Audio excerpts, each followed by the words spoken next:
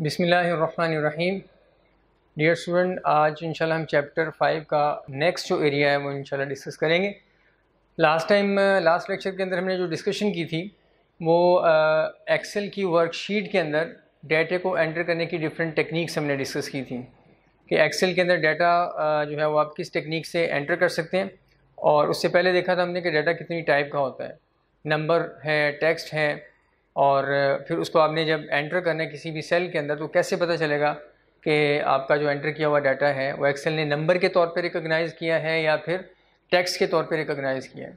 उसके बाद फिर हमने मल्टीपल सेल्स के अंदर डाटा एंटर करना, मल्टीपल शीट्स के अंदर डाटा एंटर करना, और उसके अलावा जो हमारी डिस्कशन हुई थी वो डेट और टाइम को किसी भी सेल के अंदर आपने एंटर करना है तो उसकी क्या टेक्निक और क्या फॉर्मेट होना चाहिए, और साथ उससे एसोसिएटेड शॉर्टकट कीज़ भी हमने देखी थी कि आपने टाइम और करंट टाइम और करंट डेट अगर सेल में एंटर करना है तो उसकी शॉर्टकट कीज़ क्या हैं। आज इंशाल्लाह हम नेक्स्ट एरिया की तरफ चलेंगे। वही नोट्स जो हैं वो आपके सामने मैं ओपन कर रहा हूँ। इन नोट्स के अंदर जो नेक्स्ट हमारा एरिया होगा वो एंटरिंग डाटा ही से रेलिवेंट है। लास्ट टाइम हमने जो डिस्कस किया था वो डेट और टाइम को एंटर करने की टेक्निक्स पढ़ी थी, और आज इंशाल्लाह हम डिस्कस करेंगे इसी नोट्स के अंदर keeping long text in same cell. Keeping long text in same cell, इसका मतलब क्या है? ये हेडिंग आपके सामने मैंने हाईलाइट कर दी है, इसको आप देखिएगा।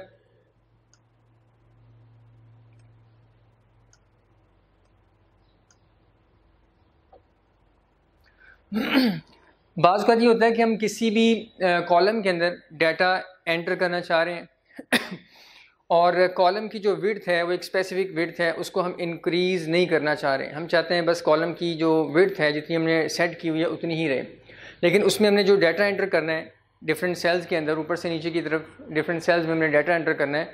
उस डाटे में बाज़ एंट्रीज़ ऐसे भी हैं जिनकी विड्थ वो कॉलम की विड्थ से ज़्यादा है। मिसाल के तौर पर आप अपने दोस्तों के नाम या स्टूडेंट्स के नाम हम लिख रहे हैं कॉलम के अंदर, तो कॉलम की विड्थ हमने फिक्स की हुई है और हम उतनी ही रखना चाह रहे हैं अपनी शीट के अंदर। और उसमें किसी स्टूडेंट का नाम तो स्मार्ट है, छोटा सा नाम है, उस कॉलम में पूरा आ जाता है।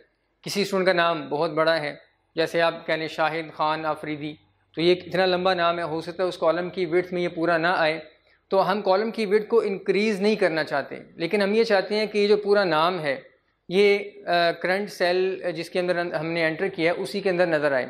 तो इसको हमने कैसे अब एडजस्ट करना है? सबसे पहले ये देखते हैं कि अगर हम लेंथी टेक्स्ट किसी भी सेल में लिखें जो कि कॉलम की विड्थ से ज़्यादा लेंथी हो तो वो आपको सेल में लिखी हुई किस तरह नज़र आएगी। सबसे पहले हम इसे एंटर करके देख लेते हैं, फिर आपने उसे कैसे एडजस्ट करना है इस ऑप्शन को यूज़ करके। इस ऑप्शन को फिर हम डिटेल में डिस्कस करेंगे। मैं आ रहा हूँ वापस एक्सेल की एक शीट के अंदर। ये एक्सेल की वही शीट है जिसमें हम पिछले कुछ दिनों से वर्किंग कर रहे हैं, ब्लैंक वर्कबुक है। इसमें मैं आपके सामने कुछ डाटा लिखूंगा, टाइप करूंगा। ये देखिएगा,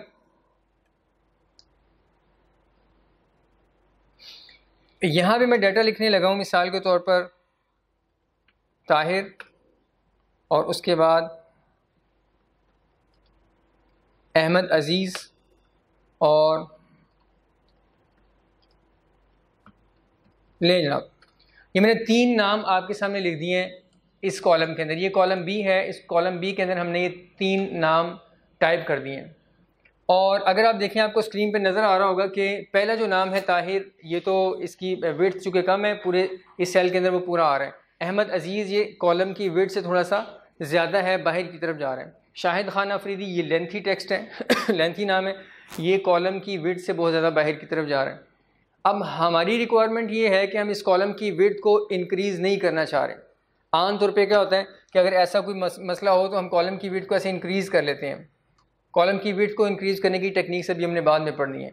मैंने आपके सामने कॉलम की विड्थ को इंक्रीज़ कर दिया, लेकिन फ़र्ज़ करें हमारी रिक्वायरमेंट, हमारी वर्कशीट का फॉर्मेट कुछ ऐसा है कि हम कॉलम की विड्थ को इंक्रीज़ नहीं करना चाह रहे। हम चाहते हैं ये जिस कॉलम में हम नाम लिख रहे हैं इसकी विड्थ इतनी रहे, लेकिन ये जो टेक्स्ट है, ये वाली जो टेक्स्ट है, हम ये चाहते हैं कि ये इसी सेल के अंदर लिखी हुई नज़र आए, आगे की तरफ ना जाए।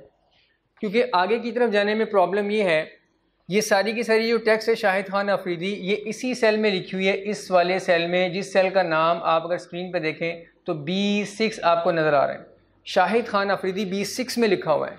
ये नेक्स्ट वाला जो सेल है, इस सेल के अंदर कुछ भी हमने टाइप नहीं किया, ये ब्लैंक सेल है। लेकिन चूंकि प्रीवियस सेल की जो टेक्स्ट है वो लेंथी है, इसलिए वो आगे की तरफ अगले सेल के अंदर आपको नज़र आ रही है, लेकिन अगले सेल में लिखा कुछ भी नहीं हुआ, वो ब्लैंक सेल है। ये देखिएगा, मैं इस सेल पे करता हूँ क्लिक B6, और ऊपर अगर आप आए फार्मूला बार के अंदर, तो फार्मूला बार में आपको ये पूरा नाम लिखा हुआ नज़र आ रहा है, शाहिद खान अफरीदी। फार्मूला बार का एक फंक्शन ये भी है कि आप जिस सेल पे क्लिक करेंगे उस सेल के जो कंटेंट्स हैं, उसमें आपने जो कुछ टाइप किया हुआ है वो आपको ऊपर फार्मूला बार में नज़र आएगा। अगर आपने टेक्स्ट या नंबर या डेट कुछ भी टाइप किया वो लिखा आ रहा होगा। अगर आपने फार्मूला टाइप किया है तो फार्मूला ऊपर नज़र आ रहा होगा, और फार्मूले का जो रिजल्ट होता है वो नीचे सेल में नज़र आएगा। इसकी डिटेल डिस्कशन बाद में है। तो अभी प्रॉब्लम ये है कि शाहिद खान अफरीदी इस सेल में हमने लिखा हुआ है, आगे वाला सेल ब्लैंक है। कल को फ़र्ज़ करें नेक्स्ट कॉलम के अंदर हमने कुछ और डाटा एंटर करना है, इन्हीं स्टूडेंट्स के, इन्हीं पर्सनस के हमने कॉन्टैक्ट नंबर लिखने हैं। तो अगर हम आगे वाले सेल को फिल कर देंगे, उसमें कुछ ना कुछ लिख देंगे, तो आप देखिएगा शाहिद खान अफरीदी आपको पूरा लिखा हुआ नज़र नहीं आएगा, इनविजिबल हो जाएगा। मैं इसके आपके सामने यहाँ लिखता हूँ, ताहिर के आगे मैंने कुछ ये नंबर जैसे लिख दिए, इसी तरीके से अजीज़ के सामने भी कुछ नंबर्स लिख दिए, और यहाँ पे भी मैंने ऐसे कुछ नंबर्स लिख दिए। अब देखिए, मैंने कुछ ये डाटा अगले सेल में एंटर किया है, तो ये जो शाहिद खान अफरीदी आगे अगले वाले सेल में आपको नज़र आ रहा था, अब विजिबल नहीं हो रहा। क्यों? क्योंकि आगे वाला सेल ब्लैंक था, हमने ब्लैंक सेल में डाटा एंटर किया। अब ये सेल, इस सेल के अंदर जो शाहिद खान अफरीदी लिखा हुआ है वो सिर्फ उतना ही नज़र आ रहा है आपको जितना कॉलम की विड्थ है, और बाकी जो डाटा है वो इसके पीछे छुप चुका हुआ है, वो नज़र नहीं आ रहा। अब प्रॉब्लम को हमने सॉल्व करना है कि नाम पूरा विजिबल हो इस सेल में। तो इसका एक तरीका ये, कॉलम विड्थ इंक्रीज़ कर लें। वो मैंने आपको बताया हम किसी वजह से इंक्रीज़ नहीं करना चाह रहे, तो इसका एक ऑल्टरनेटिव वे है। एक्सेल के अंदर एक ऑप्शन अवेलेबल है जो हम यूज़ करेंगे। यहाँ पे इस सेल को करेंगे सिलेक्ट, या उन सारे सेल्स को सिलेक्ट करेंगे जिन सेल्स के अंदर हम उस ऑप्शन को अप्लाई करना चाह रहे हैं। वो ऑप्शन है रैप टेक्स्ट की। रैप टेक्स्ट की ऑप्शन क्या करती है, आप किसी भी सेल पे क्लिक करें और क्लिक करने के बाद रैप टेक्स्ट की ऑप्शन को यूज़ करें, तो वो ऑप्शन क्या करेगी, सेल के अंदर लिखी हुई जो टेक्स्ट है उसको, जितनी वो टेक्स्ट कॉलम की विड्थ के अंदर एडजस्ट हो रही है उतनी तो एडजस्ट करेगी, बाकी जो एक्स्ट्रा आगे की तरफ जा रही थी उसको नीचे वाली लाइन की तरफ शिफ्ट कर देगी ये वाली ऑप्शन। यानी एक ही सेल के अंदर मल्टीपल लाइंस बना के डेटा को नीचे वाली लाइंस में शिफ्ट कर देगी, कॉलम की विड्थ को एडजस्ट नहीं करेगी बल्कि रो की हाइट को इंक्रीज़ कर देगी ये वाली ऑप्शन। मैं आपके सामने इसको अप्लाई करता हूँ। पहले हम नोट से पढ़ते हैं कि इसके मतलब वहाँ पे क्या लिखा हुआ है, फिर यहाँ से अप्लाई करेंगे और फिर आपको ज़्यादा क्लियर हो जाएगा कि ये ऑप्शन इस्तेमाल करने से क्या इफ़ेक्ट होता है डाटा के ऊपर। नोट्स में आते हैं। यहाँ पे नोट्स में देखिएगा, if the text entered in a cell is crossing the boundary of cell, जैसे अभी हमने देखा कि शाहिद खान अफरीदी वो कॉलम की बाउंड्री से बाहर की तरफ जा रहा था, आगे की तरफ एक्सटेंड हुआ था। If the text entered in a cell is crossing the boundary of cell and you want to make it appear in the same cell, you can use wrap text option in home tab alignment group। अगर आप चाहते हैं कि सारे के सारा data उसी cell में नज़र आए, आगे की तरफ ना जाए, तो फिर आप क्या करेंगे, रैप टेक्स्ट की ऑप्शन यूज़ करेंगे जो कि होम टैब के अंदर है और अलाइनमेंट ग्रुप के अंदर मौजूद है। अब इस ऑप्शन को जब हम यूज़ कर लेंगे इस ऑप्शन को जब हम यूज़ करेंगे तो होगा क्या, रैपिंग यानी रैप टेक्स्ट की ऑप्शन को यूज़ करना रैपिंग कहलाता है। Wrapping displays data on multiple lines within a cell. एक ही सेल के अंदर मल्टीपल लाइंस जो ना वो ये ऑप्शन क्रिएट कर देगी, और जो डाटा आगे वाले कॉलम की तरफ जा रहा था वो नीचे की तरफ शिफ्ट हो जाएगा, यानी शाहिद खान और नीचे अफरीदी आ जाएगा। कॉलम जो सेल है उसकी हाइट इंक्रीज़ हो जाएगी, विड्थ एडजस्ट नहीं होगी बल्कि हाइट इंक्रीज़ हो जाएगी और मल्टीपल लाइंस पे डाटा शिफ्ट हो जाएगा। The number of wrapped lines depends on the width of the column and the length of data। अब जब इस ऑप्शन को यूज़ करेंगे तो वो कितनी लाइंस एक्सेल जो है जनरेट करेगा, ये आपके डाटा की लेंथ के ऊपर डिपेंड करता है कि आपका डाटा कितना लेंथी है। अगर ज़्यादा लेंथी है तो कॉलम की विड्थ चूँकि एक लिमिटेड है, तो लिहाजा वो लेंथी डाटा को एडजस्ट करने के लिए ज़्यादा लाइंस बना देगा, दो की बजाय 3 बना देगा, 3 की बजाय 4 बना देगा, ताकि सारा डाटा एक ही सेल में मल्टीपल लाइंस में नज़र आ जाए। लेकिन अगर डाटा जो है वो ज़्यादा लेंथी नहीं है, बस थोड़ा सा डाटा अगले कॉलम की तरफ जा रहा था, तो वो हो सकता है एक लाइन ही बना दें ताकि वो डाटा एक्स्ट्रा जो है वो नीचे वाली लाइन में एडजस्ट हो जाए। तो लाइंस कितनी बनाएगा ये डाटा की लेंथ के ऊपर डिपेंड करता है, ये लिखा हुआ है यहाँ पे। अब प्रोसेस क्या है, किसी भी सेल के अंदर लिखे हुए डाटा को रैप करने का प्रोसेस क्या है, ये नीचे लिखा हुआ है। To wrap data, select the cell that contains the data you want to wrap. सबसे पहला काम हमने ये करना है कि उस सेल को सिलेक्ट करना है जिसके डाटा को हम रैप करना चाह रहे हैं। Second option, on the home tab alignment group click wrap text button. Rap text की एक ऑप्शन है, आइकन बना होगा, उसके ऊपर हम क्लिक कर देंगे तो उससे क्या होगा, फिर the row height automatically adjust to fit the wrap data. Row की हाइट ऑटोमेटिकली एडजस्ट हो जाएगी डाटा को, रैप डाटा को एडजस्ट करने के लिए। तो अब यहाँ तक इसको हम परफॉर्म करके देखते हैं। मैं एक्सेल की उसी शीट में आ रहा हूँ, ये देखिएगा, शाहिद खान अफरीदी, ये पूरा विजिबल नहीं है, लेकिन अगर आप फॉर्मूला बार में देखें तो आपको ये पूरा लिखा हुआ नज़र आ रहा है। इस सेल में जो कंप्लीट डाटा है वो आपको यहाँ पे लिखा हुआ नज़र आ रहा है, लेकिन सेल में विजिबल नहीं है। उसकी वजह क्या है कि अगले कॉलम के अंदर हम एक डाटा लिख चुके हैं, उसकी वजह से जो पहले नज़र आ रहा था वो भी नज़र नहीं आ रहा। अब हम रैप टेक्स्ट की ऑप्शन को यूज़ करते हैं। सेल सेलेक्ट किया हमने। मैं एक सेल सेलेक्ट करने के बजाय तीनों सेल सेलेक्ट करता हूँ ताकि आपको तीनों के ऊपर इसका इफेक्ट नज़र आ जाए। तीनों सेल सेलेक्ट कर लिए मैंने। और होम टैब, हमने पढ़ा है कि होम टैब के अंदर अलाइनमेंट का ग्रुप है, होम टैब, और उसमें देखेंगे नीचे फ़ॉन्ट का ग्रुप और साथ ही अलाइनमेंट का ग्रुप आपको नज़र आ रही है, अलाइनमेंट का ग्रुप। इसमें रैप टेक्स्ट की ऑप्शन देखते हैं कहाँ पे है, ये देखिएगा। मैं जिस ऑप्शन के ऊपर माउस लेके आया हूँ इस ऑप्शन का नाम है रैप टेक्स्ट। और ये ऑप्शन करेगी क्या, इसकी डिटेल थोड़ी सी नीचे लिखी हुई आ रही है, देखिएगा। Wrap extra long text into multiple lines so you can see all of it. जैसे माइक्रोसॉफ्ट एक्सेल लिखा हुआ है, आगे की तरफ जा रहा है, उसने शिफ्ट करके 2 लाइंस में कर दिया, एग्जाम्पल के तौर पे ये लिखा हुआ है। तो अभी हम इसको यहाँ पे अप्लाई करते हैं। ये 3 सेल्स हमने सिलेक्ट किए और रैप टेक्स्ट की ऑप्शन पे मैं क्लिक करने जा रहा हूँ, ये देखिएगा, इसको मैं क्लिक कर रहा हूँ, क्लिक किया। क्लिक करने के बाद आप देखिए अब डाटा जो है उसकी पोजीशन क्या बन चुकी हुई है। अब 3 सेल जो मैंने सिलेक्ट किए हुए थे उसके ऊपर ये ऑप्शन अप्लाई की तो पहले वाले सेल पे कोई इफेक्ट नहीं आया, उसकी जो हाइट है वो उतनी की उतनी ही है।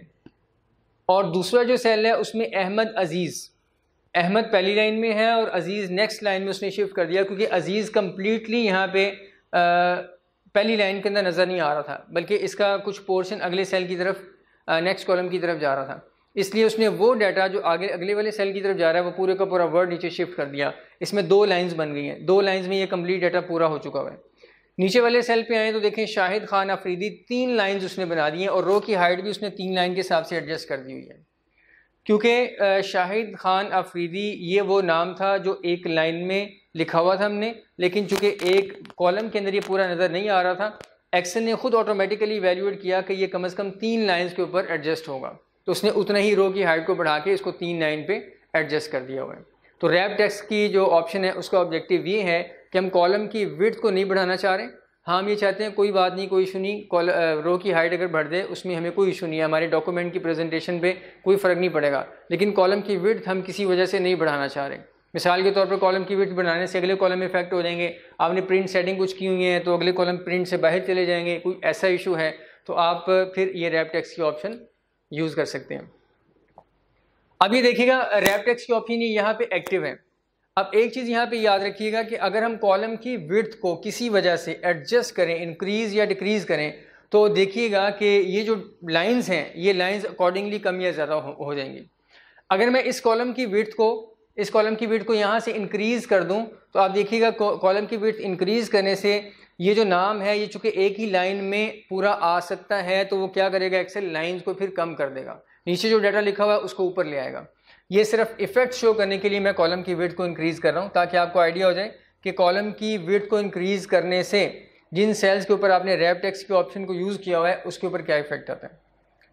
ये कॉलम की विड्थ इंक्रीज़ कर रहा हूँ, कॉलम बी और सी के दरमियान में एक बॉर्डर सा बना हुआ है, उस पर माउस लाएंगे तो ये इस तरह की शेप बन जाएगी, ये देखिएगा। इसको क्लिक किया और क्लिक करके मैं ड्रैग कर रहा हूँ, कॉलम की विड्थ आपके सामने देखिएगा इंक्रीज़ हो रही है, मैं इसको सिर्फ यहाँ तक ला रहा हूँ। अब देखें ये अहमद अजीज़ कम्प्लीटली एक लाइन में पूरा आ चुका हुआ है, लिहाजा उसने अहमद और अजीज़ पहले 2 लाइंस में लिखा हुआ था, अब एक ही लाइन में शिफ्ट कर दिया हुआ है। और शाहिद खान अफरीदी पहले 3 लाइंस में था, अब उसने खान का वर्ड जो है वो चूँकि पहली लाइन में एडजस्ट हो रहा है, उसके लिए स्पेस अवेलेबल है, इसलिए उसने उसे पहली लाइन पर शिफ्ट कर दिया। अफरीदी अभी नीचे वाली लाइन में है। ये याद रखिएगा, कॉलम की विड्थ अगर हम कल को इंक्रीज़ करते हैं तो लाइंस तो कम ज़्यादा होंगी, लेकिन जो रो की हाइट है वो जो पहले एडजस्ट हो चुकी हुई है वो उतनी ही रहेगी, उसमें कोई फ़र्क नहीं पड़ेगा, वो आपको मैनुअली फिर उसको रिड्यूस करना पड़ेगा। अब मैं कॉलम की विड्थ और इंक्रीज़ कर रहा हूँ, देखिएगा इसको इंक्रीज़ करके मैं यहाँ तक ले आया। अब शाहिद खान अफरीदी पूरे का पूरा वर्ड, पूरा का पूरा नाम एक ही लाइन में आ रहा है, क्योंकि अब ये एक लाइन में पूरा आ सकता है, लिहाजा उसको एक्सेल ने एक ही लाइन में एडजस्ट कर दिया है। अगर हम कॉलम की विड्थ को कम करते हैं, ये देखिएगा मैं कॉलम की विड्थ को कम कर रहा हूँ और यहाँ तक ला रहा हूँ, ये देखिएगा आपको डॉटेड ये लाइन से नज़र आ रहा होगा कि अफरीदी का वर्ड अब इस सेल में पूरा नहीं आएगा, अफरीदी का वर्ड इसमें नहीं आएगा। तो जैसे ही मैं इस कॉलम को यहाँ पे लाके छोड़ूंगा, कॉलम की विड्थ कम हो जाएगी, अफरीदी का वर्ड वो नीचे वाली लाइन में शिफ्ट कर देगा। मैं कॉलम की विड्थ को मज़ीद कम कर रहा हूँ, ये देखिएगा इसको कम करते हुए यहाँ तक ले आया। अब खान का वर्ड भी इफेक्ट हो रहा है, उसमें जो एन है वो कम्प्लीटली इस सेल में विजिबल नहीं है, लिहाजा वो सिर्फ एन को आगे शिफ्ट नहीं करेगा, पूरे वर्ड को आगे शिफ्ट करेगा नेक्स्ट लाइन में, ये देखिएगा। अब खान और अफरीदी चूँकि एक लाइन में एडजस्ट हो रहे थे, इसलिए उसने दो लाइन्स ही बनाई है। मज़ीद कॉलम की विड्थ को कम करने से अफरीदी का वर्ड फिर वो थर्ड लाइन में ले जाएगा, ये देखिएगा, ये देखें। तो इस तरीके से ये रैपिंग कहलाती है, रैपिंग, रैप करना, एक्सेल टेक्स्ट को रैप कर रहा है, लपेट रहा है। तो कॉलम की विड्थ ज़्यादा करने से लाइंस कम बनेंगी, कॉलम की विड्थ कम करते रहने से लाइंस ज़्यादा बनती चली जाएंगी। रैपिंग का ये जो है इफ़ेक्ट है। अब ये ऑप्शन सिर्फ उतने सेल्स पे अप्लाई होगी जितने सेल्स को सिलेक्ट करके आपने इस ऑप्शन पे क्लिक किया है। जिन सेल्स के ऊपर आपने ये ऑप्शन अप्लाई नहीं की, वहाँ ये अप्लाई नहीं हुई और वहाँ जो भी आप टेक्स्ट लिखेंगे वो कम्प्लीटली एक ही लाइन में आपको नज़र आ रही होगी, आगे की तरफ नेक्स्ट कॉलम की तरफ जा रही होगी। अब इस ऑप्शन को इनएक्टिव करने के लिए आपने इन तीन सेल्स के ऊपर ये ऑप्शन अप्लाई कर दी। अब आप चाहते हैं कि नहीं, हमें डाटा नॉर्मल स्टेट में ही चाहिए, पहले जैसे नज़र आ रहा था एक लाइन में, बस वैसे ही चाहिए हमने उसको रैप नहीं करना। तो इसको इनएक्टिव करने के लिए आप क्या करेंगे, जिन सेल्स पे आपने इस ऑप्शन को ख़त्म करना है, यहाँ से रिमूव करना है, उन सेल्स को आप दोबारा सेलेक्ट कर लेंगे, जैसे इस वक्त सिलेक्टेड ही हैं, और दोबारा उसी ऑप्शन पे जाके क्लिक कर देंगे। जस्ट क्लिक करने से क्या होगा, दोबारा क्लिक करने से क्या होगा, ये ऑप्शन एक्टिव थी अब इनएक्टिव हो जाएगी। ये देखिएगा, मैं ऊपर यहाँ पे माउस ला रहा हूँ, ये आपको नज़र आ रहा है कि यहाँ पे ये ऑप्शन इस वक्त एक्टिव है, यानी सिलेक्टेड है। इसके ऊपर दोबारा क्लिक किया मैंने तो ये ऑप्शन यहाँ देखिएगा इनएक्टिव हो चुकी हुई है, और नीचे जो टेक्स्ट थी वो भी अब नॉर्मल स्टेट में आ चुकी हुई है। ये देखें तो ये रैप टेक्स्ट की ऑप्शन आपने यूज़ कर ली।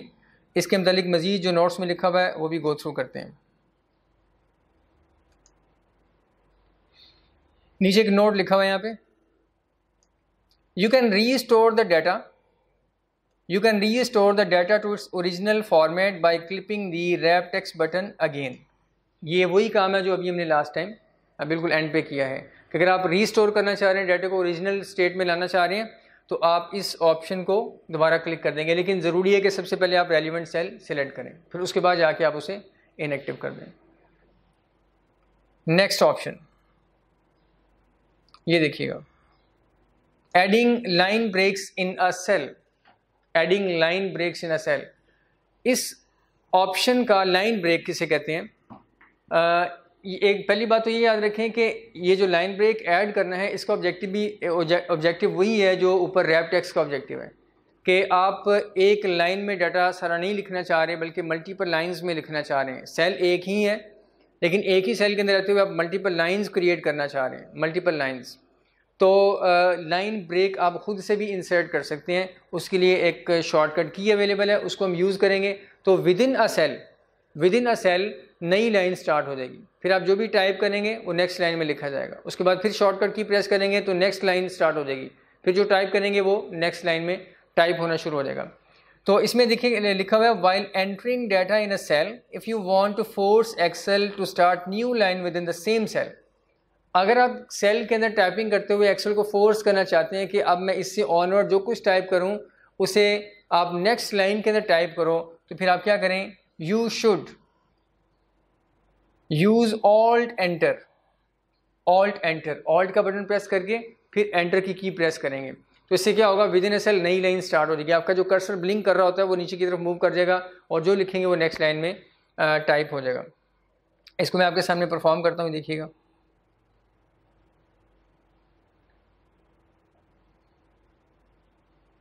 यहाँ पे फर्ज करें ये एक सेल है,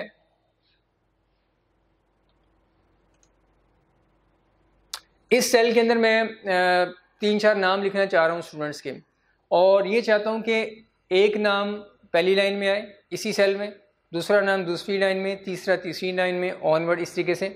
ये आपके जो AFC के सब्जेक्ट्स हैं, QM, IT, BC और इंग्लिश वगैरह, तो ये 4 सब्जेक्ट्स हैं। इन 4 सब्जेक्ट्स के नाम मैं इसी सेल के अंदर लिखना चाह रहा हूँ, एक ही सेल के अंदर, और चाह रहा हूँ हर नाम जो है वो अलग नेक्स्ट लाइन के ऊपर आए। तो सबसे पहले आप क्या करेंगे, फर्स्ट जो नाम है सब्जेक्ट का वो टाइप कर देंगे। मैं पहला नाम टाइप कर रहा हूँ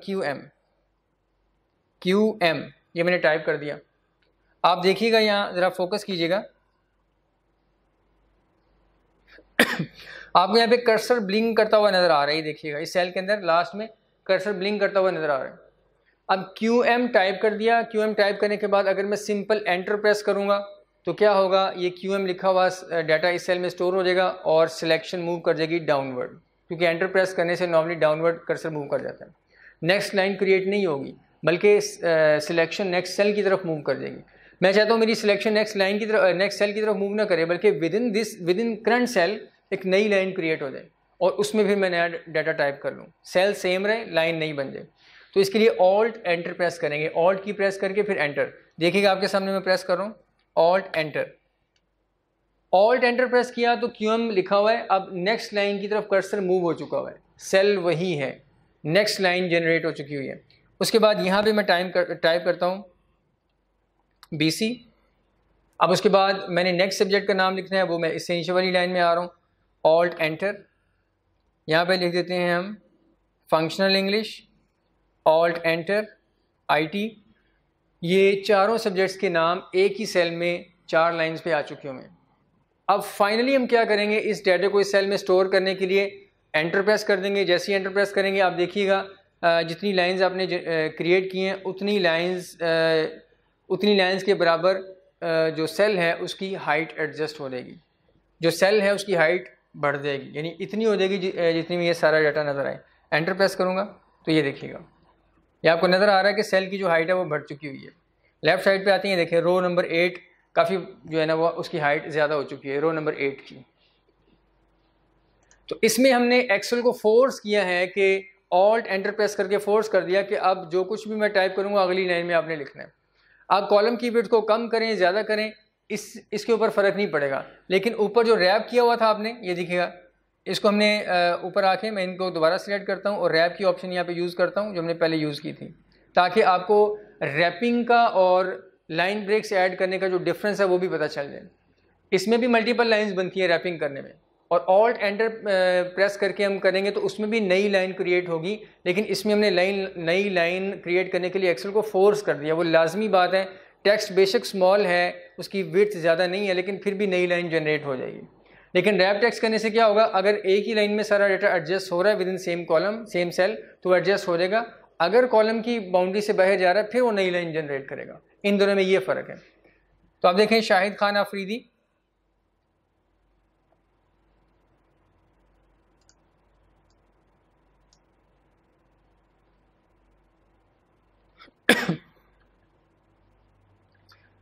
यहाँ पे मैं आपको कॉलम विड्थ इंक्रीज करता हूँ, ये देखिएगा कॉलम विड्थ इंक्रीज करने से शाहिद खान अफरीदी एक ही लाइन में आ चुका हुआ है। लेकिन नीचे देखें QM, BC, functional English, IT, ये सारे के सारे सब्जेक्ट्स के नाम 4 लाइंस पे ही हैं। ऑल्दो के आगे अभी स्पेस अवेलेबल है, इसमें काफ़ी नाम आ सकते हैं, लेकिन चूंकि हमने फोर्स किया हुआ है, ऑल्ट एंटर प्रेस किया हुआ है, इसलिए ऑल्ट एंटर प्रेस करने के बाद जो भी टाइप करेंगे वो नेक्स्ट लाइन में एक्सेल उसको शो करेगा।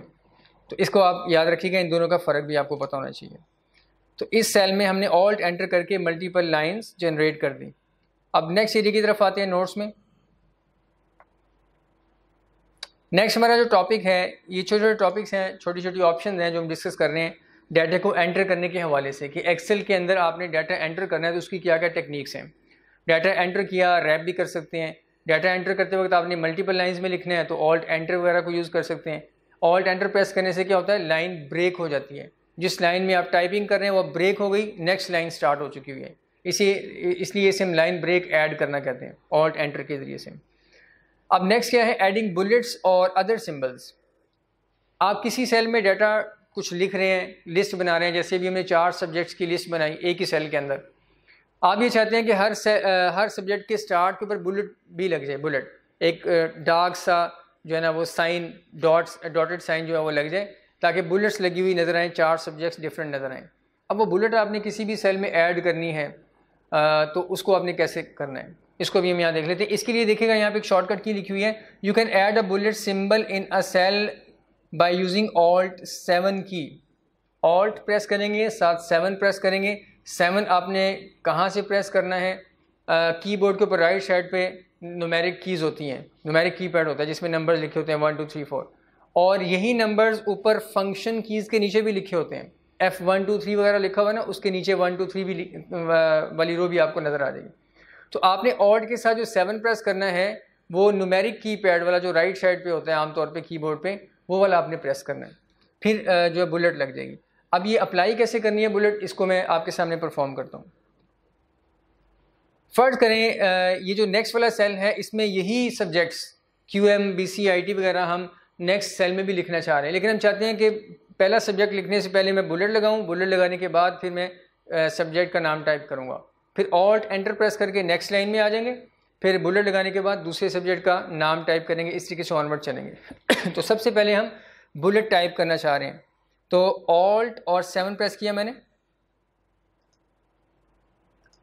ऑल्ट 7 प्रेस किया तो आप देखिएगा ये एक बुलेट ऐड हो चुकी है, वो देखिएगा डॉट एक यहाँ पे लग चुका हुआ है थिक सा, ये एक बुलेट बन चुकी है। इसके सामने मैं लिखता हूँ QM मैंने टाइप कर दिया। अब QM के बाद मैंने नेक्स्ट सब्जेक्ट का नाम टाइप करना है, तो उसके लिए फिर क्या करेंगे, ऑल्ट एंटर प्रेस करेंगे ताकि नेक्स्ट लाइन क्रिएट हो जाए, ये लाइन ब्रेक हो जाए। तो ऑल्ट एंटर करके कर्सर नेक्स्ट लाइन में जा चुका हुआ है। अब यहाँ पे फिर मैंने बुलेट ऐड करनी है, तो बुलेट ऐड करने के लिए ऑल्ट 7 प्रेस किया तो ये बुलेट ऐड हो चुकी हुई है। फिर नेक्स्ट सब्जेक्ट का नाम लिखेंगे BC और उसके बाद नेक्स्ट लाइन क्रिएट करने के लिए फिर मैं ऑल्ट एंटर प्रेस करूँगा, फिर ऑल्ट 7 और FE। अब आप खुद सोच सकते हैं कि नेक्स्ट लाइन में जाने के लिए क्या करना पड़ेगा, alt enter, line break add हो जाएगी। उसके बाद बुलेट लगाने के लिए ऑल्ट 7 और उसके बाद IT मैंने प्रेस कर दिया। अब ये मैंने आपके सामने दोनों कीज़ इकट्ठी प्रेस की हैं, ऑल्ट एंटर भी और लाइन ब्रेक ऐड करने के लिए, और बुलेट लगाने के लिए ऑल्ट 7 प्रेस किया। याद रखिएगा ऑल्ट 7 प्रेस करके 7 छोड़ देंगे, फिर उसके बाद ऑल्ट को जब आप रिलीज़ करेंगे फिर ये बुलेट यहाँ पे शो होगा। बाज़ को देता है स्टूडेंट ऑल्ट प्रेस करते हैं, 7 प्रेस करके छोड़ देते हैं और देखते हैं कुछ भी नहीं हुआ, तो आप जब ऑल्ट को रिलीज़ करेंगे ना तो फिर आपके सामने ये बुलेट यहाँ पे शो हो जाएगा। अब फाइनली यहाँ पे एंटर प्रेस करने से ये डाटा इस सेल के अंदर 4 लाइंस का डाटा स्टोर हो जाएगा। एंटर प्रेस किया तो ये देखिएगा इस सेल में ये सारी चीज़ें आ चुकी हुई हैं।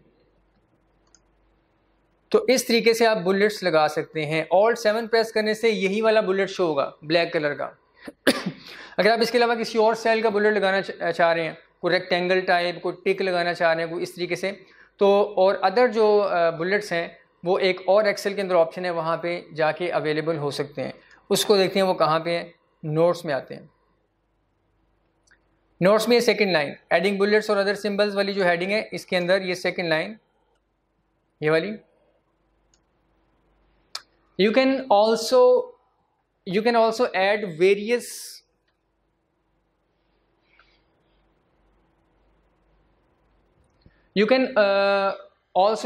symbols into a cell by going to insert tab और symbols group। insert tab Excel का और उसमें symbols के ग्रुप के अंदर सिंबल ही के नाम से एक ऑप्शन है, सिंबल ऑप्शन, उसको हम यूज़ करेंगे तो आपके सामने एक विंडो ओपन हो जाएगी। उसमें बेशुमार तरह की सिंबल्स भी हैं और अदर साइंस वगैरह भी हैं, उसको आप यूज़ कर सकते हैं किसी भी सेल में एंटर करने के लिए। नीचे कुछ और भी लिखा हुआ है, सिलेक्ट द विंगडिंग्स, ये एक फ़ॉन्ट का नाम है, अजीब सा नाम आपको लग रहा होगा, Wingdings. Select the Wingdings from font drop down list. वो जो विंडो आपके सामने आएगी उसमें एक फ़ॉन्ट के नाम से ड्रॉप डाउन लिस्ट होगी, उसमें से जाके हमने विंगडिंग्स के नाम से जो फ़ॉन्ट होगा वो सिलेक्ट करना है। अभी आप सुनते जाएं, मैं परफॉर्म करूँगा तो ये चीज़ इंशाल्लाह मज़ीद क्लियर हो जाएगी। फिर उसके बाद कह रहा है कि you can see various symbols appearing in the table below. इससे ऑनवर्ड अभी हम परफॉर्म करते हैं ताकि आपको समझ आना शुरू हो जाए ये हो क्या रहा है। ये देखिएगा यहाँ पे इस सेल के अंदर मैं यही वाले सब्जेक्ट्स के नाम लिखना चाह रहा हूँ लेकिन सिंबल मैं अपनी मर्जी से कुछ सिलेक्ट करना चाह रहा हूँ। ये वाली सिंबल्स मुझे नहीं चाहिए, ये क्या बुलेट अजीब सी लगी हुई है, मुझे कोई और बुलेट चाहिए किसी और स्टाइल की। तो इस सेल को हमने सबसे पहले सेल को सिलेक्ट करना है, एलिमेंट जहाँ पे बुलेट ऐड करनी है। सेल सिलेक्ट कर लिया। उसके बाद हमने पढ़ा था कि इंसर्ट टैब है, ये देखिएगा ऊपर इंसर्ट टैब में हम आ गए और इंसर्ट टैब के अंदर राइट साइड पे आते हैं तो देखते हैं कि सिंबल्स के नाम से कोई ग्रुप उसमें कहा था है। ये देखिएगा ये सिंबल्स के नाम से ग्रुप भी है और इसमें ये सिंबल के नाम से ऑप्शन भी है। ये वाली add symbols that are not on your keyboard, तो ये आगे उसने तरीका लिखा हुआ है इसका। तो हम यहाँ पे इस ऑप्शन पे क्लिक करेंगे, सिंबल वाली ऑप्शन पे क्लिक करेंगे। ये आपके सामने देखिएगा ये एक विंडो ओपन हो चुकी हुई है सिंबल के ही नाम से, सिंबल के नाम से विंडो ओपन हो चुकी है। और नोट्स में हमने देखा था कि फ़ॉन्ट का जो ड्रॉप डाउन मेन्यू है फ़ॉन्ट का, उस ड्रॉप डाउन मेन्यू में जाके हमने क्या करना है, विंगडिंग्स के नाम से फ़ॉन्ट होगा उसे सिलेक्ट करना है। और उसे सिलेक्ट करने के बाद क्या होगा, यहाँ पे डिफरेंट तरह के सिंबल्स आपके सामने आ जाएंगे। इसमें से भी आपको यूज़ करना चाहें तो कर सकते हैं, लेकिन उसमें ज़रा ज़्यादा अच्छे स्टाइल के फ़ॉन्ट्स सिंबल्स अवेलेबल हैं। यहाँ पे क्लिक किया मैंने, विंगडिंग्स W से स्टार्ट हो रहा है, बिल्कुल आखिर में होगा। ये देखिएगा ये विंगडिंग्स, इस पर क्लिक किया मैंने तो ये देखिए नीचे डिफरेंट सिंबल्स आपको नज़र आ रही हैं स्क्रीन के ऊपर। बैकएंड पे हमने उस सेल को सिलेक्ट किया हुआ जिस सेल में हमने सिंबल इंसर्ट करनी है। तो ये डिफरेंट तरह की शेप्स बनी हुई हैं, सिंबल्स बनी हुई हैं। ये जैसे देखिएगा ये पेंसिल है, सीज़र है और ये ऐनक भी बनी हुई है, ये घंटी भी बनी हुई है, बुक भी है और डिफरेंट स्टाइल की यहाँ सिंबल्स बने हुए हैं। इनमें से आप कोई भी बुलेट के तौर पे यूज़ करना चाहें उस पर हम क्लिक कर देंगे। अब उसको अप्लाई कैसे करना है सबसे पहले इसमें से हम आके कुछ देख लेते हैं कि हम किसे यूज़ करना चाह रहे हैं। फ़र्ज़ करें ये वाला बुलेट मैं यूज़ करने जा रहा हूँ, ये वाला जो बड़ा सा बॉक्स बना हुआ है, ये आपको स्क्रीन पे ज़रा विजिबल भी रहेगा। इसको आपने इंसर्ट करना है उस सेल में जिस सेल के ऊपर आपने क्लिक किया हुआ है। तो हम क्या करेंगे, इस पर क्लिक करके तो नीचे ये इंसर्ट की ऑप्शन है, ये वाली, ये इंसर्ट की ऑप्शन पे हम आके क्लिक कर देंगे। एक तरीका ये भी है, वहाँ से हम सिंबल सेलेक्ट करेंगे, इंसर्ट पे क्लिक करेंगे, ये विंडो गायब नहीं होगी, इधर ही रहेगी, लेकिन नीचे जो है वो सेल के अंदर ये सिंबल इंसर्ट हो जाएगी। दूसरा तरीका ये भी है कि आप इसी सिंबल के ऊपर डबल क्लिक कर दें, तब भी ये काम हो जाएगा। ये देखिएगा डबल क्लिक किया मैंने तो ये सिंबल नीचे सेल में ऐड हो चुकी हुई है। इसको हम देख भी लेते हैं। मैं इसे अब क्लोज़ कर रहा हूँ, अब नीचे आइएगा, ये देखिएगा सेल के अंदर सिंबल आपको अब विजिबल हो रही है। ये एक बड़ी सी सिंबल आ गई है। अब इसके आगे जो डेटा आपने टाइप करना है वो कर देंगे QM। उसके बाद नेक्स्ट लाइन क्रिएट करने के लिए हमें कौन सी की प्रेस करनी पड़ेगी, आपको याद हो चुकी होगी, ऑल्ट एंटर। अच्छा, मैंने जैसे ऑल्ट एंटर प्रेस किया, आप देखिए अजीब सी शक्लें आपके सामने बन के आ गई हैं, क्योंकि एक्सेल ने अब इस डेटा को किसी और तरीके से रिकॉग्नाइज़ किया है। QM जो मैंने लिखा था उसने उसको भी सिंबल्स के अंदर कन्वर्ट कर दिया है। तो ये भी एक प्रॉब्लम है क्योंकि इस सेल के ऊपर विंगडिंग्स का फॉन्ट अप्लाई हो चुका हुआ है, विंगडिंग्स का फॉन्ट अप्लाई हो चुका हुआ है और उसमें Q और M के जो करैक्टर्स हैं वो इन शेप्स को शो करते हैं। ये देखिएगा ये अजीब से शेप आपके सामने आ गई। इसका भी आपने ख्याल रखना है कि ऐसा भी प्रॉब्लम हो सकता है। मैं इसको कर रहा हूँ एस्केप, दोबारा आते हैं ऊपर, इंसर्ट में, सिंबल्स में, दोबारा इसी को अप्लाई कर रहा हूँ और इसको किया क्लोज, स्पेस QM,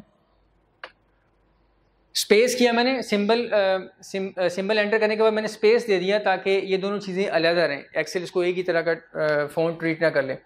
उसके बाद हमने दोबारा सिंबल एंटर करनी है, यही वाली सिंबल दोबारा एंटर करनी है। तो दोबारा उसी विंडो में जाएंगे, हम यहाँ पे सिंबल में आएंगे।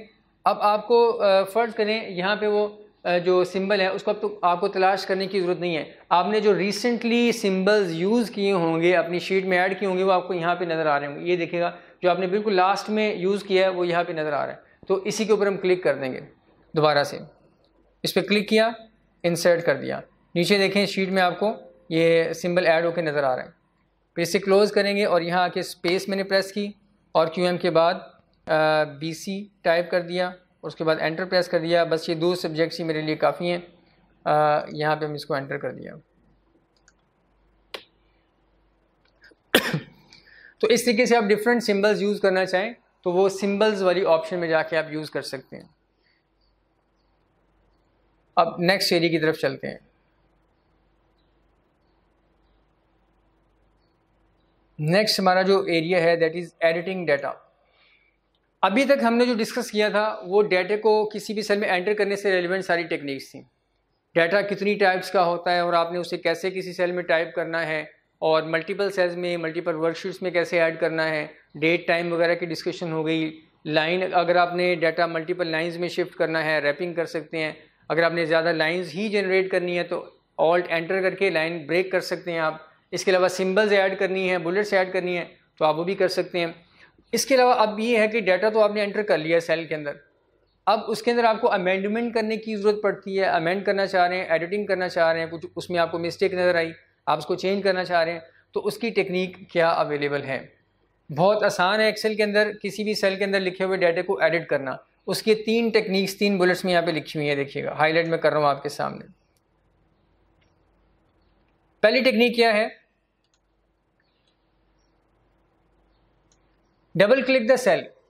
जिस सेल में आपने कुछ डाटा लिखा हुआ है और आप उसे एडिट करना चाह रहे हैं तो आप क्या करेंगे, सिंपल उस सेल पे डबल क्लिक करेंगे। जैसे ही डबल क्लिक करेंगे वो सेल एडिटिंग मोड में आ जाएगा, एडिटिंग मोड में आ जाएगा। और एडिटिंग मोड में आने का मतलब क्या है कि उसके अंदर कर्सर ब्लिंक करना शुरू कर देगा। आप कर्सर को रिक्वायर्ड लोकेशन पे मूव कर लेंगे एरोज की के ज़रिए से या क्लिक करने के ज़रिए से। उसके बाद वहाँ पे आप अमेंडमेंट कर लेंगे। इसको मैं आपके सामने इसी ऑप्शन को पहले यूज़ करते हैं, ये परफॉर्म करता हूँ। फ़र्ज़ करें ये अहमद अज़ीज़ जो लिखा हुआ है, अहमद अज़ीज़, इसको आप अमेंड करना चाह रहे हैं। फ़र्ज़ करें ये जो अहमद का ए है, यहाँ पे ए हमें नहीं चाहिए था, यहाँ पे ई चाहिए था। इसके आईडी कार्ड पे ई लिखा हुआ है तो हम इसको करेक्ट करना चाह रहे हैं, ई लिखना चाह रहे हैं। तो पहली ऑप्शन हमने जो एडिट करने के लिए पड़ी वो ये थी कि सेल के ऊपर डबल क्लिक कर देंगे। जैसे ही डबल क्लिक करेंगे तो ये सेल एडिटेबल फॉर्म में आ जाएगा। अभी देखिएगा आप, ये नीचे स्टेटस बार है, स्टेटस बार ये यहाँ पे शीट 1 2 3 वगैरह लिखा हुआ है। इसके नीचे वाला जो बार ब्लैंक नज़र आ रही है आपको, ये वाली, इसको स्टेटस बार कहते हैं, पहले हम पढ़ चुके हैं। इसके ऊपर इस सेल का स्टेटस आ जाएगा। जैसे हम इसको एडिट करेंगे नीचे कुछ लिखा हुआ आपको नज़र आएगा, वो भी हम देख लेते हैं। तो मैं डबल क्लिक कर रहा हूँ, तेज़ी से क्लिक करेंगे तो ये सेल एडिटेबल फॉर्म में आ जाएगा। डबल क्लिक किया, अब जैसे ही मैंने डबल क्लिक किया आप देखिएगा नीचे स्टेटस बार में यहाँ पे आते हैं तो ये स्क्रीन पे अगर आप देखें तो यहाँ पे आपको लिखा हुआ आ रहा है एडिट, और नीचे लिखा हुआ इन एडिट मोड। इस वक्त हम सेल के एडिट मोड में जा चुके हैं। ये देखिएगा एडिट लिखा हुआ है, इसके ऊपर माउस ले आओ तो लिखा हुआ है इन एडिट मोड। हम इस सेल में इस वक्त एडिट मोड में हैं, यानी हमने डबल क्लिक किया हुआ है और सेल ब्लिंक कर रहे हैं, अंदर कर्सर ब्लिंक कर रहे हैं, हम एडिट मोड में जा चुके हैं। अब एडिट मोड में जब हम होते हैं ना तो एरो कीज़ को यूज़ करने से, लेफ्ट एरो की राइट एरो की यूज़ करने से विद इन सेल मूवमेंट होगी, विद इन सेल मूवमेंट होगी।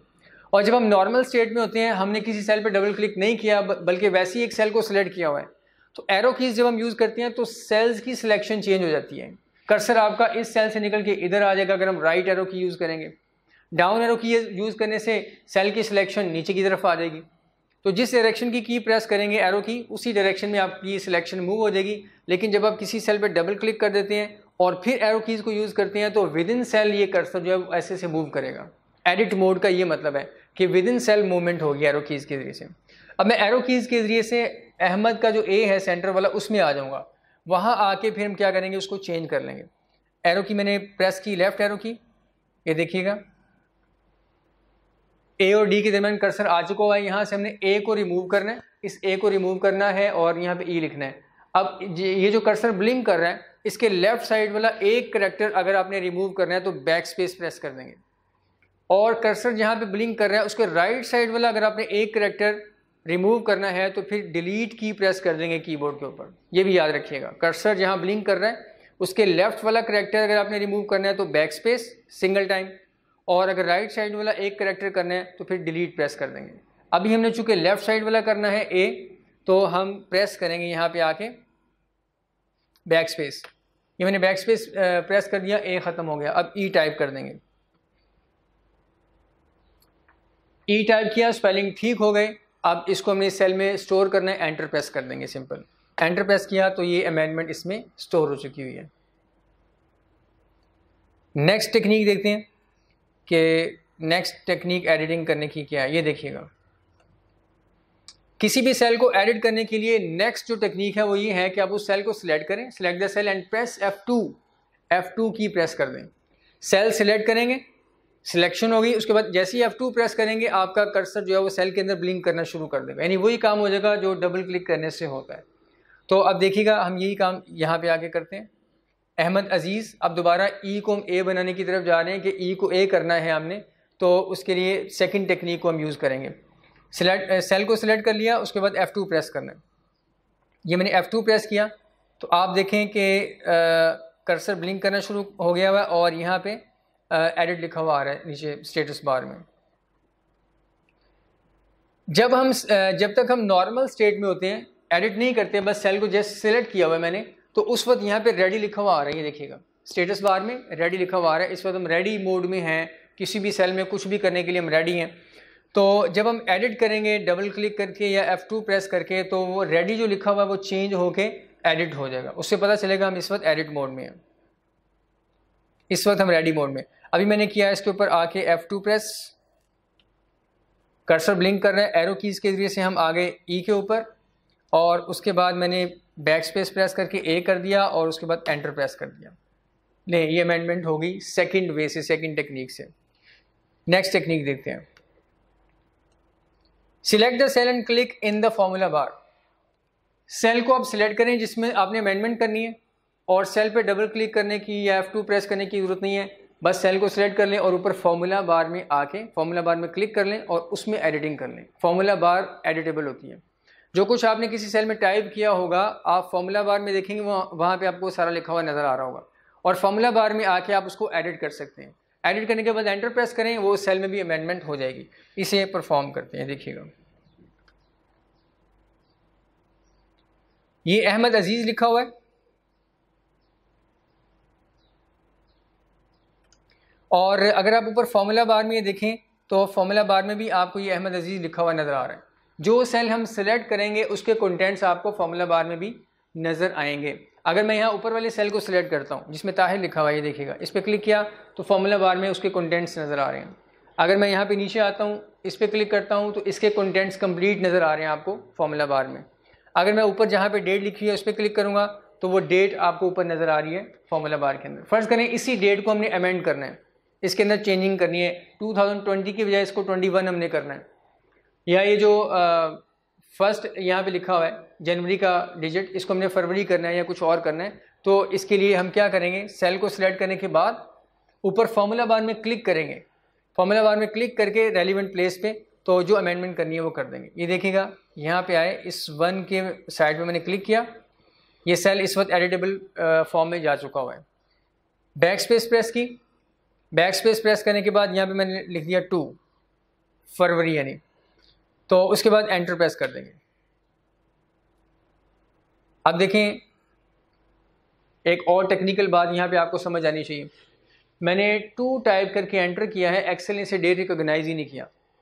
पहले ये डेट राइट साइड पे आ रही थी, नंबर, डेट, टाइम, ये सारे एक्सेल सेल की राइट साइड पे प्लेस करते हैं, लेकिन पहले 1 लिखा हुआ था, एक्सेल ने इसे डेट रिकॉग्नाइज किया हुआ था। मैंने 2 लिखा है तो एक्सेल ने इसे डेट ही रिकॉग्नाइज नहीं किया, क्योंकि एक्सेल को पता है फरवरी के अंदर 31 दिन नहीं होते। ये देखें साथ डेट जो लिखी हुई है वो 31 लिखी हुई है, इसलिए उसको पता चल गया आपने डेट जो लिखी है ये डेट नहीं है। तो 31 को हमें ठीक करना पड़ेगा, इसको 28 मैक्सिमम करना पड़ेगा। इसको ठीक कर लेते हैं, यहाँ पे क्लिक किया और ऊपर आके मैं 31 को अब चेंज कर रहा हूँ, 28 कर दिया। जैसे ही एंटर प्रेस करेंगे अब एक्सेल को समझ आ गया कि आपने जो लिखा है ये डेट है। तो एक्सेल के अंदर थोड़ी सी बिल्ट इन इंटेलिजेंस भी है, वो आपकी गलतियाँ भी पकड़ लेता है, उसको समझ आया था आपने यहाँ पे मिस्टेक कर दी है। तो ये इस तरीके से 3 टेक्निक्स डियर स्टूडेंट हमने पढ़ ली किसी भी सेल के अंदर एडिटिंग करने के लिए। पहली टेक्निक डबल क्लिक, दूसरी F2 प्रेस करेंगे सेल को सिलेक्ट करके, और तीसरी टेक्निक सेल को सिलेक्ट करके फॉर्मूला बार में अमेंडमेंट्स कर देंगे। अब नेक्स्ट एरिया की तरफ आते हैं। ये नीचे एरो कीज़ को यूज़ करने के मुतालिक लिखा हुआ है, और बैक स्पेस की प्रेस करने से लेफ़्ट साइड वाला करेक्टर रिमूव होगा और डिलीट की प्रेस करने से राइट साइड वाला जो करेक्टर है वो रिमूव होगा। ये डिटेल्स लिखी हुई हैं। उसके बाद नेक्स्ट हेडिंग है डिलीटिंग डाटा। डिलीटिंग डाटा, किसी भी सेल में लिखा हुआ डाटा है उसको आप डिलीट करना चाह रहे हैं तो उसकी क्या टेक्निक्स अवेलेबल हैं, इसको भी हम यहाँ देख लेते हैं। आसान तरीका है इसका, सिंपल, ये देखिएगा। To delete the contents of a cell और रेंज, किसी एक सिंगल सेल के कंटेंट्स को आपने डिलीट करना है या पूरी एक रेंज ऑफ सेल्स के अंदर जो कुछ लिखा हुआ है उसे डिलीट करना है, तो आप क्या करेंगे, सिलेक्ट द सेल और रेंज एंड प्रेस डिलीट की ऑन द कीबोर्ड। सिंपल ये काम करना है आपने। पहले रेलिवेंट सेल को या सेल्स को आप सिलेक्ट कर लेंगे, उसके बाद फिर आप क्या करेंगे, डिलीट की जो कि कीबोर्ड के ऊपर अवेलेबल है उसे प्रेस कर देंगे आप। डिलीट की प्रेस करने से सेल जो आपने सिलेक्शन की हुई है उसके अंदर जो कुछ भी लिखा होगा कंटेंट्स वो रिमूव हो जाएंगे। एक चीज़ यहाँ याद रखिएगा, यहाँ पे आप नोट्स के साथ ही मार्क कर लीजिएगा, डिलीट की प्रेस करने से सेल के अंदर लिखे हुए contents, text, number, date, time वगैरह वो रिमूव होगा, लेकिन सेल के ऊपर अगर आपने कुछ फॉर्मेट्स अप्लाई किए हुए हैं, कोई कलर वगैरह दिए हुए हैं या और कोई फॉर्मेट अप्लाई किया हुआ है तो वो फॉर्मेट रिमूव नहीं होगा, वो एज इट इज़ रहेंगे उस सेल में, सिर्फ कंटेंट्स रिमूव होंगे। डिलीट की प्रेस करने से कंटेंट्स रिमूव होंगे, फॉर्मेट रिमूव नहीं होंगे। अब इसको हम परफॉर्म करते हैं। ये देखें, इसमें डिफरेंट सेल्स के अंदर डाटा लिखा हुआ है। किसी भी सेल के कंटेंट्स को डिलीट करने के लिए उसे सिलेक्ट करेंगे, जैसे ये लिखा हुआ है 1 2 3 और ये ऑनवर्ड, ये सारा डाटा हम रिमूव करना चाह रहे हैं। ये सारे नंबर जो लिखे हुए हैं मैं रिमूव करना चाह रहा हूँ, इसको मैंने किया सिलेक्ट ऐसे, और उसके बाद डिलीट की प्रेस करेंगे। डिलीट की जो कीबोर्ड के ऊपर है वो मैंने प्रेस किया ऐसे, तो आप देखें कंटेंट्स रिमूव हो चुके हैं यहाँ से। अब एक्सेल के अंदर एक और शॉर्टकट की आप नोट कर लें कि अगर आपने लास्ट टाइम जो एक्शन परफॉर्म किया है उसे रिवर्स करना चाह रहे हैं, अनडू करना चाह रहे हैं, तो कंट्रोल Z प्रेस करेंगे, कंट्रोल Z प्रेस करने से लास्ट एक्शन जो आपने परफॉर्म किया हुआ है इस वर्कशीट के ऊपर, इस वर्किंग एरिया के ऊपर, वो रिवर्स हो जाएगा। तो अभी जो मैंने कंटेंट्स डिलीट किए हैं मैं इनको वापस लाना चाह रहा हूँ ताकि मैं आपको एक और टेक्निक बताऊँ डिलीट करने की। तो कंट्रोल Z प्रेस करूँगा, ये कंटेंट्स वापस आ चुके हैं। तो अब हम देखते हैं एक और टेक्निक भी है जो नोट्स में मैंने लिखी नहीं हुई, आप साथ मार्क कर लीजिएगा। किसी भी सेल या सेल्स के कंटेंट्स को रिमूव करने के लिए, कंटेंट्स को रिमूव करने के लिए उनको सिलेक्ट करेंगे और सिलेक्ट करने के बाद होम टैब में आएंगे और होम टैब में लास्ट साइड पर अगर आप आइएगा तो यहाँ पे आके ये एक ऑप्शन है क्लियर, इरेजर बना हुआ है, ये देखिएगा इरेजर सा बना हुआ है और इस ऑप्शन का नाम है clear. Delete everything in the cell और remove just the formatting, contents, comments और हाइपरलिंक्स। किसी भी सेल के अंदर ये जो चीज़ें आपने लिखी हुई हैं, फॉर्मेटिंग है, कंटेंट्स हैं, कमेंट्स हैं, हाइपरलिंक्स वगैरह हैं, ये डिफरेंट तरह की चीज़ें होती हैं जो आप सेल में मेंशन कर सकते हैं। इसमें से आप कुछ भी रिमूव करना चाहें तो आप कर सकते हैं। अभी हम देख रहे हैं कि सेल के कंटेंट्स को डिलीट करने का तरीका क्या है। कंटेंट्स के से मुराद उसके अंदर जो लिखा हुआ डाटा है। तो एक तो डिलीट की है और दूसरी यहाँ पे देखते हैं क्या ऑप्शन अवेलेबल है। यहाँ पे साथ जो ड्रॉप डाउन एरो बना हुआ है इस पर मैंने किया क्लिक। पहली ऑप्शन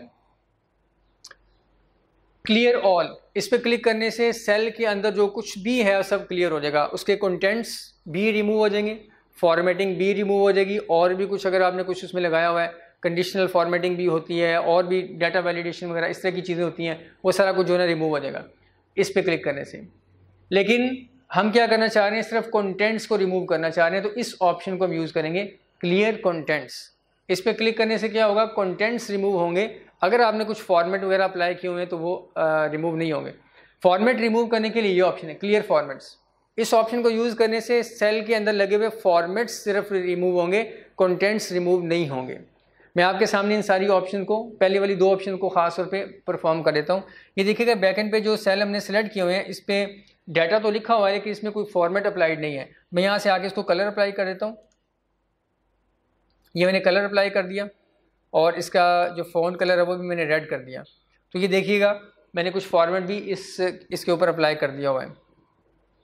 अब यहाँ पे आते हैं उसी ऑप्शन में, पहली ऑप्शन से क्लियर ऑल से सब कुछ रिमूव हो जाएगा, कंटेंट्स भी फॉर्मेट्स भी। क्लिक किया मैंने, सेल ब्लैंक हो चुके हैं। मैं कंट्रोल Z कर रहा हूँ, दोबारा आते हैं। Next option clear formats.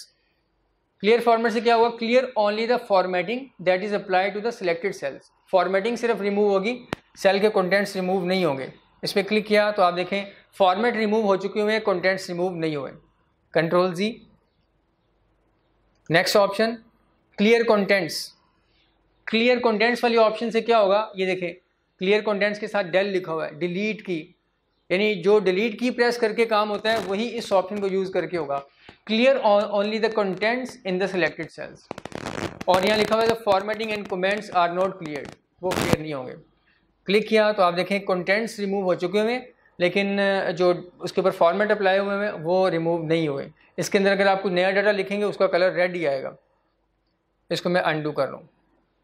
इसके अलावा नेक्स्ट ऑप्शन है क्लियर कमेंट्स, क्लियर हाइपरलिंक्स, ये अभी फ़िलहाल रेलिवेंट नहीं है। तो डियर स्टूडेंट, यहाँ तक हमने डिस्कस कर लिया। कंप्लीट हमारी जो डिस्कशन चैप्टर 5 में अभी तक हो चुकी हुई है वो डाटा को एंटर करना। उससे पहले हमने सिलेक्शन टेक्निक्स वगैरह पढ़ी थी। डाटा को एंटर करना, एडिट करना और डिलीट करना, यहाँ तक हमने डिटेल से पढ़ लिया। इन नोट्स को अच्छे तरीके से गो थ्रू कीजिएगा। इसमें डिटेल्स भी लिखी हुई हैं और साथ जो है कुछ इमेजेस वगैरह भी बने हुए हैं। नेक्स्ट आप देखेंगे जाके इंशाल्लाह। तो नेक्स्ट जो टॉपिक है वो इंशाल्लाह हम नेक्स्ट लेक्चर में डिस्कस करेंगे। शुक्रिया।